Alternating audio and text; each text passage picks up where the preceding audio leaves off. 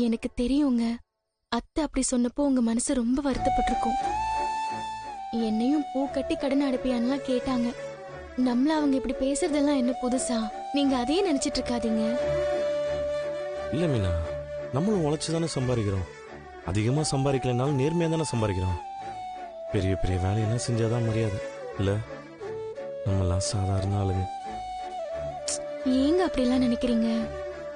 நீங்க ஒன்னும் உங்க அண்ணன் மாதிரி மாமா காசுல எதுவும் பண்ணலையே. சொந்த உழைப்புல 2 கார் வச்சிருக்கீங்க. அதுவே ரொம்ப பெரிய விஷயங்க. உங்களை நீங்களே குறைவா நினைக்காதீங்க. நான் செய்யற வேலை எல்லாம் எனக்கு எந்த கௌரவ குறைச்சல் இல்லை மீனா. அது நல்லாதான் இருக்கு. ஆனா ஒண்ணு, நம்ம எப்படியாவது சம்பாதிக்கணும் மீனா. நியாயமான வழியில சம்பாதிக்கணும். எப்படியாவது இந்த வீட்டு கடனை நம்ம காசுல அடைக்கணும். அம்மா என்ன கேட்டாங்கல்ல, உன்னால முடியுமான்னு. நம்மளால முடியும் நிரூபிச்சு காட்டணும். அப்பதான் அப்பாவும் சந்தோஷப்படுவார்.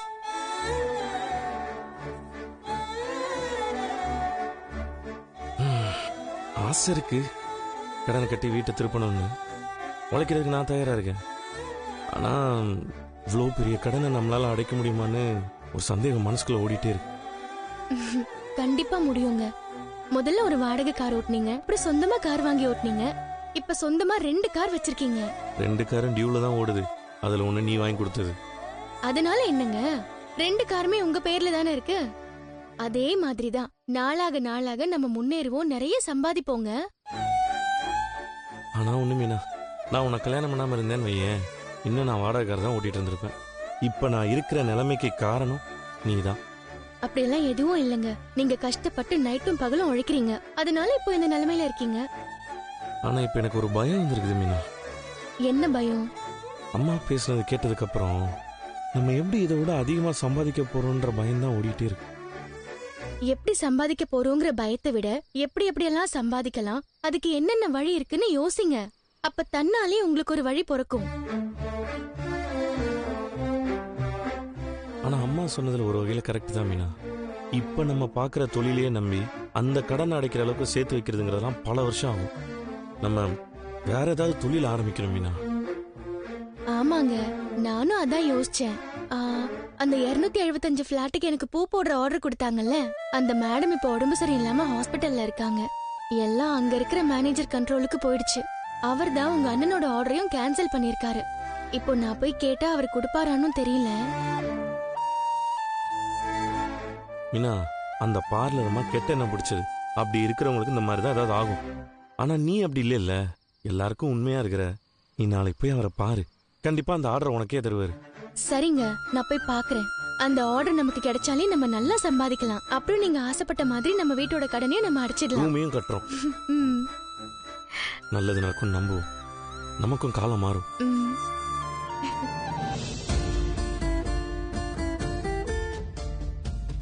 என்ன உன் பாஸ் இன்னும் எதுவும் போஸ்ட் போடல? இன்னும் நீ அதை விடலையா? நான் தான் அதுக்கு போஸ்ட் பண்ணிட்டேன்ல.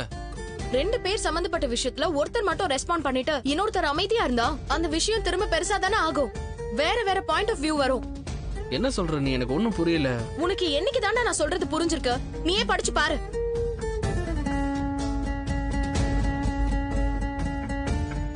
பாத்தியா என்னென்ன கமெண்ட்ஸ் இருக்குன்னு? ரவி மட்டும் தான் இல்லன்னு சொல்றான், நீத்து சைலண்டா இருக்கா. அப்ப கண்டிப்பா அவங்களுக்குள்ள ஏதோ இருக்குன்னு பேசுறாங்க. இன்னும் படிச்சு பாரு.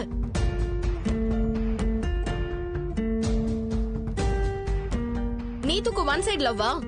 ரவி லவ் சொல்ல பயப்படுறானா? ரவி, உன் வைஃபை விட இந்த பொண்ணு சூப்பர், இவளையே ஓகே பண்ணிடு. ரவி, நீத்து செகண்ட் சேனலா? போதும், புரிஞ்சுது. நீ அதெல்லாம் படிச்சிட்டு இருக்க. இப்ப நான் படிக்கிறது தான் தப்பு இல்ல? வேலை இல்லாம எவனாவது இந்த மாதிரி கமெண்ட் பண்ணிட்டு தான் இருப்பான். நீ ஏன் டென்ஷன் ஆவற? இதெல்லாம் கண்டுக்காம விட்டுரு. எப்படிடா விட முடியும்? இவ்ளோ டிஸ்கஸ்டிங்கா பேசுறாங்க. எல்லாத்தையும் பார்த்துட்டு சிரிச்சிட்டு இருக்கணுமா? மெதுவா பேசு ஸ்ருதி. ஏன் இப்ப கத்துற? நீ சொன்ன மாதிரி எங்களுக்குள்ள எதுவுமே இல்லன்னு நான் போஸ்ட் பண்ணிட்டேன். வேற நான் என்ன பண்றது? நீ மட்டும் ரிப்ளை பண்ணா போதுமா? அவ ஏன் இன்னும் எதுவும் சொல்லாம இருக்கா? அது நீத்துவோட இஷ்டம். அவ இஷ்டமா? இது நம்ம லைஃப் டா. நம்ம தான் இதுக்கான கான்சிக்வென்சஸ ஃபேஸ் பண்ணி ஆகணும். ஸ்ருதி, ஆன்லைன்ல பேசுறதால நம்ம லைஃப்ல எந்த ப்ராப்ளமும் வர போறது இல்ல. நீ அப்படி நினைச்சிட்டு இருக்க. ஆனா எனக்கு நிறைய பேர் கால் பண்ணி இதெல்லாம் கேக்குறாங்க. ஒருத்தவங்களுக்கு நான் பதில் சொல்லிட்டு இருக்க முடியுமா?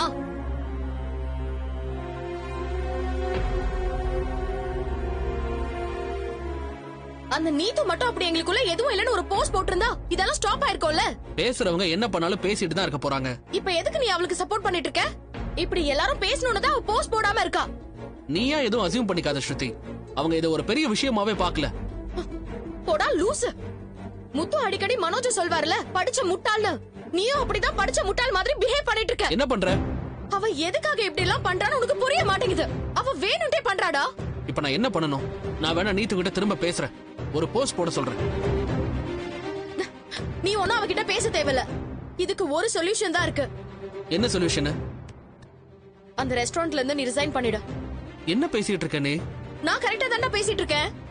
நீ அந்த ரெஸ்டாரண்ட்ல வேலை பாக்குற வரைக்கும் எல்லாரும் இப்படிதான் பேசுவாங்க. அந்த ரெஸ்டாரண்ட்ல இருந்து முதல்ல வெளியே வா.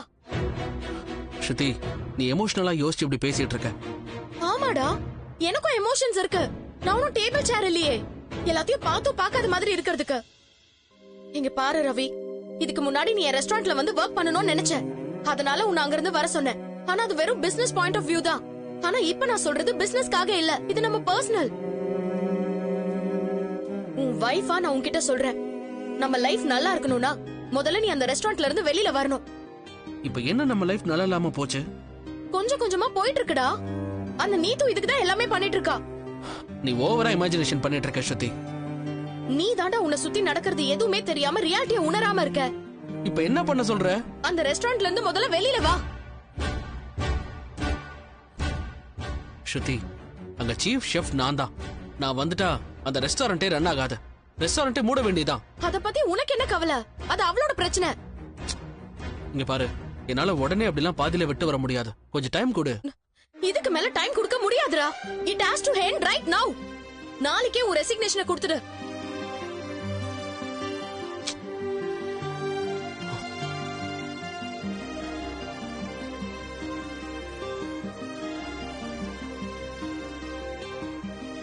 என்னடா யோசிக்கிற? உனக்கு எப்படி புரிய வைக்கிறதுனே தெரியல. இப்பதான் அந்த ரெஸ்டாரண்ட்ல கொஞ்சம் கொஞ்சமா பிசினஸ் பிக்கப் ஆக ஆரம்பிச்சிருக்கு. நானும் அதுல பார்ட்னரா இருக்கேன். இப்ப பாதியில விட்டுட்டு வந்தா அடுத்து நான் எந்த ரெஸ்டாரண்ட்ல போய் ஒர்க் பண்ணுவேன்? ஏய், நம்ம ரெஸ்டாரண்ட் இருக்குல்லடா. அது உன் ரெஸ்டாரண்ட். சரி, ஏன் ரெஸ்டாரண்ட்னே வெச்சுக்கோ. ஏன் கூட வந்து ஒர்க் பண்ண மாட்டியா? அது என் பாலிசிக்கு செட் ஆகாது. போடா, நீயும் உன் பாலிசியோ. வைஃப் கிட்டே ஈகோ பாக்குறல? நான் முன்னாடியே சொல்லிருக்கேன், எனக்கு ஈகோலாம் எதுவும் இல்ல. அந்த ரெஸ்டாரண்ட் உங்க அப்பா காசுல ஸ்டார்ட் பண்ணது. அதுல நான் வந்து ஒர்க் பண்ண முடியாது. என்னால எப்ப சொந்தமா ஸ்டார்ட் பண்ண முடியுதோ அப்ப நான் பண்ணிக்கிறேன். அப்ப அது வரைக்கும் நீ அந்த ரெஸ்டாரண்ட்ல தான் ஒர்க் பண்ணுவல்ல? இப்போ உன் ப்ராப்ளம் தான் என்ன? நீத்து இதுக்கு ரெஸ்பான்ஸ் பண்ணாம இருக்கிறதானே? இப்பவே நான் உங்களை போஸ்ட் பண்ண சொல்றேன்.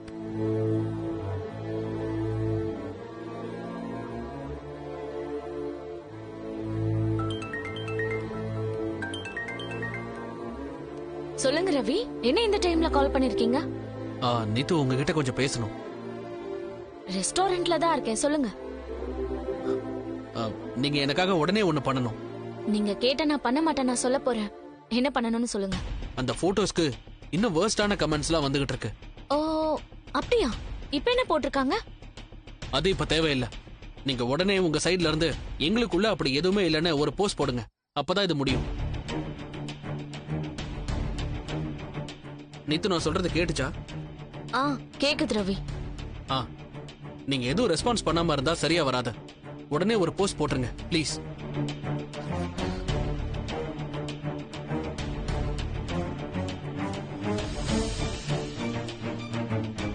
சொல்லிட்டேன், போதுமா?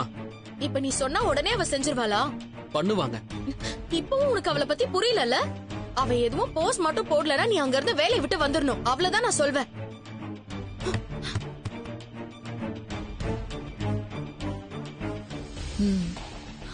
ரவியா இத சொல்ல சான்ஸ் இல்ல. ஸ்ருதி தான் ஏதோ சொல்ல வச்சிருப்பா. அப்ப அவ இன்னும் ரொம்ப டென்ஷன் ஆகுறா. நான் நினைச்சது நடக்குது.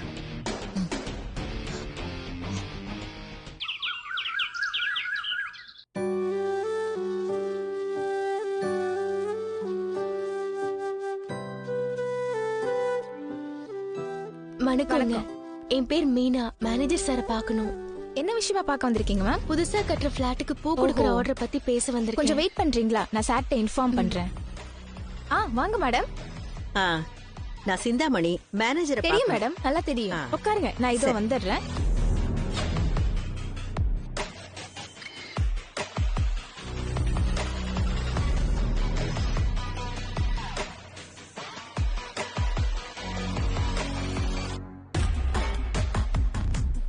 நீ என்ன மீனா இந்த பக்கம்?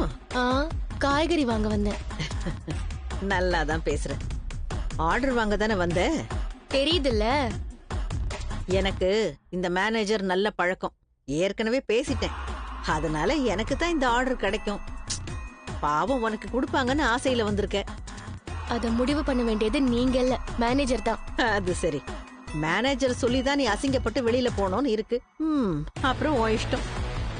புலியோட பூனை போட்டி போட்ட கதை தெரியுமா? அந்த மாதிரி தான் ஆக போகுது. நீங்க புலியாருங்க இல்ல எலியாருங்க, அத பத்தியெல்லாம் எனக்கு கவலை இல்ல. எனக்கு என் மேல நம்பிக்கை இருக்கு. மேம், உங்களை உள்ள வர சொல்றேன். என்னதானே? 2 பேரையும் தான். நான் போய் முதல்ல பாத்துட்டு வரேன். 2 பேரும் தானே வர சொல்லிருக்காரு. சார் வணக்கம் சார். வாங்க வாங்க. சார் வாங்க சிந்தாமணி. உட்காருங்க உட்காருங்க. நீங்க? நான் ஏற்கனவே கலா மேடத்தை பார்த்து பேசியிருக்கேன் சார். அவங்க தான் எல்லா வீட்டுக்கும் பூ கொடுக்கற ஆர்டர் எனக்கு தரேன்னு சொன்னாங்க. ஓ ஆமா ஆமா ஆமா ஆமால, மேடமே சொல்லியிருந்தாங்க. உட்காருங்க.